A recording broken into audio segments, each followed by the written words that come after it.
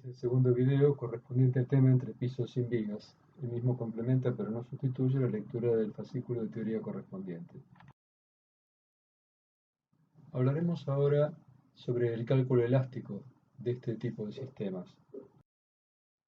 El CIRSOC 201.05 establece que los sistemas de losas se pueden diseñar, entendamos calcular, mediante cualquier procedimiento que satisfaga las condiciones de equilibrio y compatibilidad geométrica si se demuestra que la resistencia de diseño en cada sección es como mínimo igual a la resistencia requerida por los artículos 9.2 y 9.3 y que se verifican todas las condiciones de servicio, incluyendo los valores límites establecidos para las flechas. El reglamento en su texto solo indica procedimientos específicos de cálculo para losas rectangulares que formen parte de una trama regular que cumpla además una serie de requisitos. En el reglamento se encuentran métodos aproximados, el método directo por una parte y el método de los pórticos equivalentes por otra. Ambos métodos eran necesarios en su momento debido a la complejidad que tiene el abordaje de la resolución del cálculo de solicitaciones de los entrepisos sin vigas. El método directo es un método particularmente sencillo, mientras el método de los pórticos equivalentes es bastante laborioso y hoy no compite, por ejemplo, con un cálculo en elementos finitos. Quiere decirse que no vale la pena implementar el método de los pórticos equivalentes, dado que un cálculo por elementos finitos resulta hoy mucho más rápido que este método aproximado. En cambio, el método directo es un método realmente muy rápido de cálculo que puede servir para, bien, hacer un predimensionamiento y una estimación de armaduras entre pisos sin vigas, bien para chequear los resultados obtenidos mediante un programa de elementos finitos. Ambos métodos, el directo y el de los pórticos equivalentes, cuentan también con software comercial. El otro abordaje sería a través de programas de elementos finitos, que pueden ser a su vez programas generales, como podrían ser SAP o RAM, o programas más específicos, como podrían ser SAFE o ADAPT. Lo que ocurre es que las estructuras reales son espaciales, de varios pisos y compuestas por barras y placas.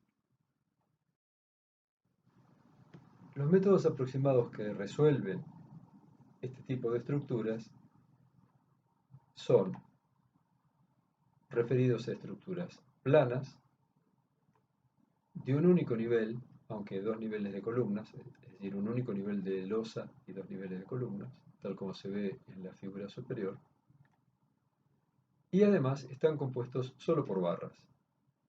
Es decir, que las losas, de alguna manera, se transforman en barras equivalentes.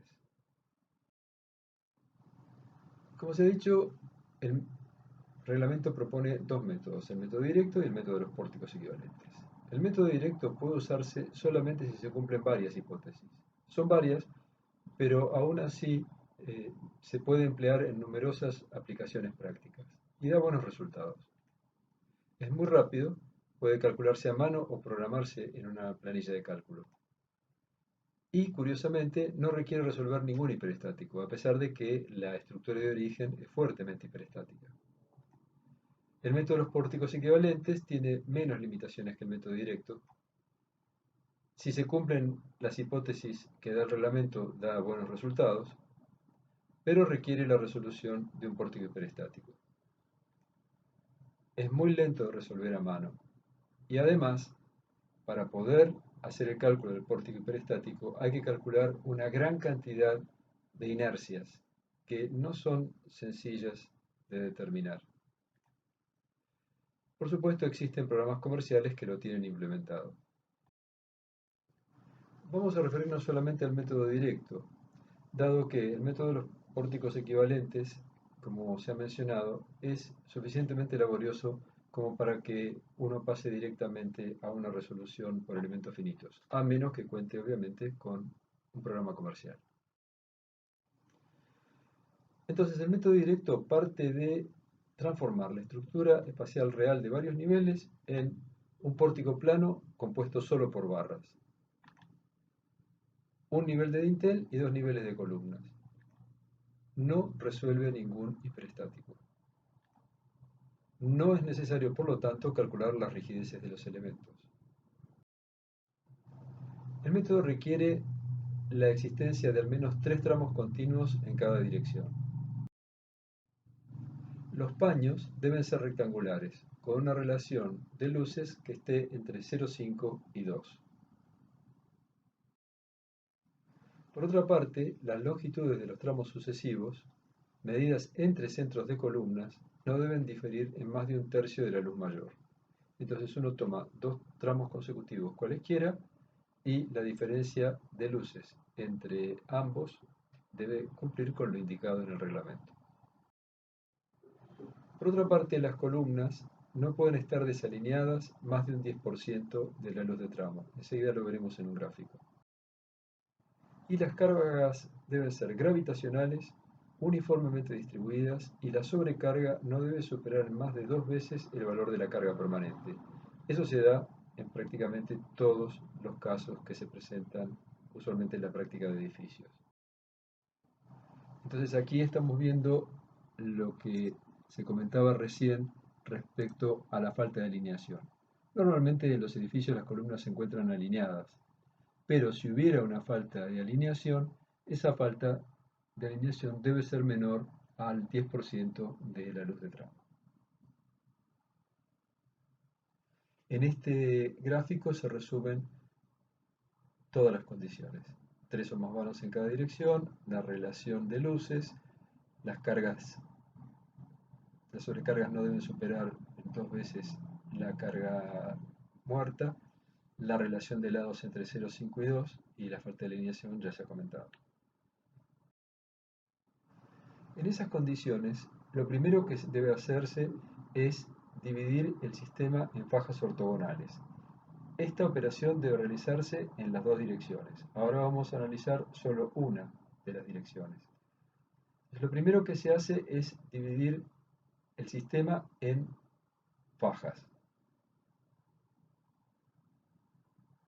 Hay líneas que pasan por la mitad de los vanos, indicando que esta faja está limitada por esta línea y por esta línea. Pero esa faja, que es una faja interior, a su vez está dividida en una faja central, que es la faja de columnas, y dos medias fajas intermedias. Entonces, lo que se hace es definir el ancho total, luego se define el ancho de la faja de columna, que es el mínimo entre L1 y L2 dividido 2, y el resto se llama faja intermedia, es decir, la distancia que resta hasta llegar a la mitad del vano es la faja intermedia, o mejor dicho, media faja intermedia. Eso se hace tanto para las fajas interiores como para las fajas exteriores. El reglamento permite el uso de este método de cálculo también para entrepisos con vigas. Aquí no entraremos en ese detalle. Por eso vamos a ver que aparecen algunos coeficientes relativos a las rigideces de las vigas. Este paso que sigue, el segundo, es absolutamente fundamental y no deben cometerse errores en él. Y consiste en calcular lo que se denomina el momento estático mayorado total para cada tramo. Veamos la expresión de cálculo. M0 es W, que es la carga mayorada por unidad de superficie, 1.2 veces la carga permanente más 1.6 veces la sobrecarga, por L2, que es la dirección normal al tramo que estamos analizando, es el ancho de la faja, el ancho total de la faja. Al multiplicar W por L2, lo que estamos obteniendo es una carga lineal. Hemos partido de una carga superficial, la hemos transformado en una carga lineal, y la multiplicamos por Ln al cuadrado dividido 8.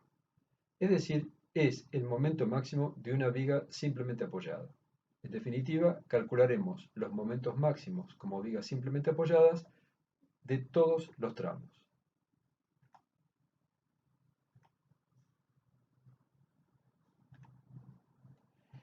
Ln no es como podría pensarse la longitud entre ejes de columnas. Ya veremos cómo se calcula. Como se acaba de mencionar, la longitud Ln no es la luz entre ejes de columnas. Según define el reglamento, Ln es la luz libre entre caras interiores de las columnas, capiteles, ménsulas o tabiques en que se apoye el sistema. Ahora bien, ¿qué ocurre si la columna es circular? Se recurre a una columna cuadrada equivalente. Lo mismo ocurre con otras formas geométricas o si las columnas están giradas. En cualquier caso, nunca puede utilizarse un valor de Ln que sea menor a 0,65 de la luz entre ejes de columnas. El tercer paso consiste en la distribución longitudinal del momento estático anterior en momentos mayorados positivos de tramo y negativos de apoyo. En definitiva, estamos partiendo de un esquema de tramos simplemente apoyados y vamos de alguna manera a restituir la continuidad a través de la aplicación de unos coeficientes que da el reglamento. Estos coeficientes que estamos viendo aquí son los que el reglamento da para casos sin viga de borde. Entonces, básicamente tenemos un momento estático total que distribuiremos entre apoyos y tramo. Esa distribución la da el reglamento para tramos extremos y tramos interiores. Para los tramos interiores es sencillo. 0,65 va a los momentos negativos, 0,35 al tramo. Aquí lo vemos. 0,65 a los momentos negativos, 0,35 al tramo. En cambio, en los tramos extremos dependerá si no hay viga de borde, si hay viga de borde o si el tramo extremo está empotrado. De allí entonces se obtendrán los valores de momentos. Por ejemplo, si no hubiera viga de borde, tenemos el negativo exterior 0,26 del momento estático total, el positivo 0,52 y el negativo interior 0,70. Es lo que está graficado aquí abajo. De alguna manera hemos restituido la continuidad, pero resta un problema muy importante y es el siguiente. Los momentos no son uniformes en todo el ancho de nuestro dintel equivalente. Es decir, nosotros sabemos que tenemos una distribución, por ejemplo, de momentos negativos de este tipo. ¿Qué vamos a hacer? Vamos a suponer que son uniformes y tomamos la media, por ejemplo, es decir, integramos estos diagramas y calculamos la media. Bueno, no es eso lo que hace el reglamento. El reglamento lo que dice es que se van a concentrar momentos en las zonas de columnas, en las fajas de columnas, y se van a utilizar momentos menores en las fajas intermedias. En realidad, obviamente no estamos cubriendo el pico al hacer eso, pero la práctica ha convalidado un buen funcionamiento en base a la forma que propone el reglamento para distribuir los momentos totales. El reglamento nos dice en el cuarto paso que se hará una distribución transversal de los momentos del esquema plano de barras.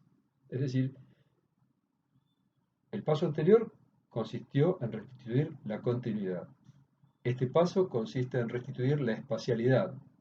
Entonces, en lugar de utilizar estos diagramas que son difíciles de copiar, incluso de materializar en obra, porque no se puede estar poniendo una separación variable punto a punto en las armaduras, lo que vamos a hacer es utilizar unos diagramas escalonados dados por el reglamento, tanto para los momentos negativos como para los momentos positivos.